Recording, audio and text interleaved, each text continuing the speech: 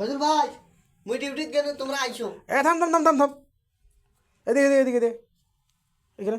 এ বস বস বস। এটা কি যে প্যানের গাটা নেছত, প্যান প্যান প্যান তুলতে পার, তুলতে পার, প্যান কষে পার, বসাও। কি স্যাংরা রে? হ্যাঁ, এটা 3 দাগ বসাও, ওইভাবে আবার সেম। হুম, হয়েছে। হানিফ, শোনো, দুজন কাকে দুটো কথা বলি আজকে তোমাদেরকে, এটা কাজে দিবে। তোমরাও তো বা জানো না, রোজ কেয়ামতের দিন আল্লাহ পাক রব্বুল আলামিন যেসব লোকের দিক দিয়ে তাকাবে না, সেটা কার দিকে জানো?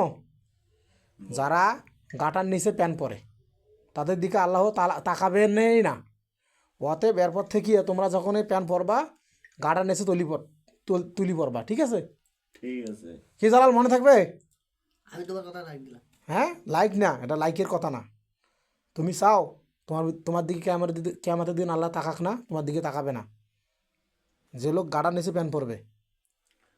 তাহলে ঠিক আজকের পর আছে থেকে ভাই, আজকে থেকে গাডার উপরে প্যান পরবো। ঠিক আছে। এই ভিডিওটা বানাইলাম শুধু মানুষকে বোঝানোর জন্য।